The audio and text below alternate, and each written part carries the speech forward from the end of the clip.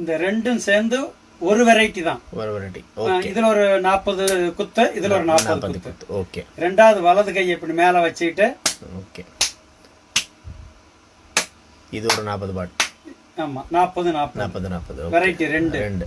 மூணாவது, அதாவது இது முதல்ல பண்ண வெரைட்டி எதுக்குன்னா காற்று வந்து நல்லா பம்பிங் ஆகும், நல்லா ஒர்க் ஆகும். ஓகே. ரெண்டாவது வந்து முதுகு வலி இருக்கவே இருக்காது.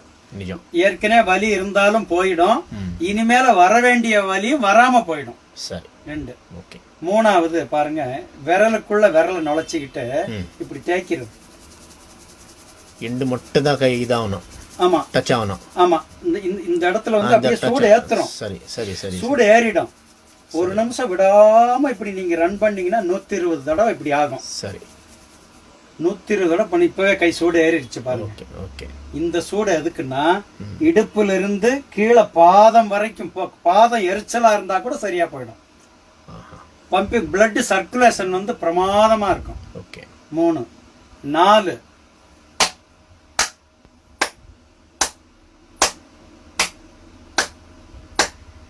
ஒரு நிமிஷம்.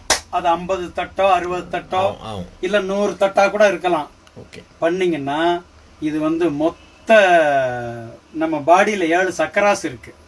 சுவாதிஷ்டானம், மூலாதாரம், சுவாதிஷ்டானம், மணிப்பூரகம், அநாகதம், விசுத்தி, ஆக்ஞா சக்கரம், துரிய சக்கரம்னு 7 சக்கராஸ் இருக்கு இல்லையா? இப்படி தட்டும் போது அந்த 7 சக்கராஸுமே ஆக்டிவேட் ஆகும். உங்களுக்கு நல்ல மெமரி பவர், நல்ல பாசிட்டிவ் தாட், அப்படியே எனர்ஜி ஏறும். சரி. இது எப்போ உணர்வீங்கன்னா 4 டேஸ்லயே உணர்ந்துருவீங்க. ஆகா, ஏதோ ஒரு வித்தியாசம் இருக்கேன்னு 4 டேஸ்லயே தெரிஞ்சிடும். 4. இப்ப 5வது, இந்த கையில மேட்டு பகுதி இருக்கு இல்லையா? இப்படி இது கூட வலிக்குமே. இதுவும் வலிக்கும். இது அற்புதமான பயிற்சி. இது வந்து ஒரு நிமிஷத்துக்கு நீங்க வந்து ஒரு 50-60 தட்டு தட்டுங்க. தட்டுனா ஜீரண உறுப்பு அட்டகாசமா ஜீரணமாகும். ஜீரணம் ரொம்ப நல்லா ஆகும். எல்லாருக்குமே வியாதி வர்றதுக்கு காரணம் ஜீரண கோளாறு தான். நிஜம். அந்த ஒரு கோளாறுனாலதான் எல்லா எஃபெக்ட்டுமே வருது. ஆனா இப்படி நீங்க வந்து ஒரு 2-3 தடவை நாளைக்கு இந்த மாதிரி பண்ணிட்டீங்கன்னா ஜீரண உறுப்பு நல்ல ஸ்டாண்டர்ட் ஆயிடும். சாப்பிட பண்ண கூடாது. காலையில பாத்ரூம் போயிட்டு வந்து எம்டி ஸ்டமக்ல தாங்க பயிற்சியே பண்ணணும்.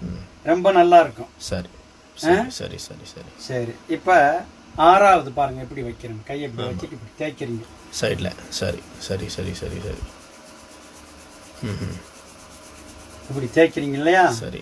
இப்படி தேய்க்கும் போது இந்த தோள்பட்டை வலிக்கவே வலிக்காது வாழ்நாள் முழுக்க. அதுல இருந்து இந்த கழுத்து வரைக்கும் எல்லாமே கிளியர் ஆயிடும். எல்லாம் கியூர் ஆயிடும். இந்த வயசு அவர் இருந்தா கூட முடியும். இது எப்ப வேணாலும் முடியும். 90 வயசு வரைக்கும் பண்ணிக்கிட்டே இருக்கலாம். அப்புறம் 7வது லாஸ்ட் பயிற்சி, கையை இப்படி நம்ம வச்சுக்கிறோம். இப்ப நம்ம கோவில்ல மணி ஆட்டுறோம் இல்லையா? அது மாதிரி இந்த மணிக்கட்டை இப்படி சுத்தும் போது என்ன ஆகுதுன்னா, இதுல வந்து ஒரு அரை நிமிஷம், இதுல ஒரு அரை நிமிஷம். கொஞ்சம் அப்படியே மெலிசா இல்ல, இது வந்து நல்லா கையை இறுக்கி பிடிச்சிக்கிட்டு திருப்புறது. சரி, மொத்த கையை பிடிச்சிக்கணும். சரிங்க சரி. இப்படி பிடிச்சிட்டு திருப்புறது. சரி. இதுல என்ன எஃபெக்ட் கிடைக்குதுன்னா, குழந்தை பாக்கியம் இல்லாம இருந்தா கூட குழந்தை உற்பத்தி ஆகும். இதுல என்ன அப்படி எஃபெக்ட்னா, என்ன இது பிளட் கவுண்டிங் வந்து ஹெவியா கூடும். பிளட் கவுண்டிங் அட்டகாசமா இன்க்ரீஸ் ஆகும். அதுக்காக ரைட். இதை தொடர்ந்து தினம் காலையில பண்ணுங்க. ஒரு வித்தியாசமான உணர்வு நமக்கு வரும். வாழ்க வளமுடன்.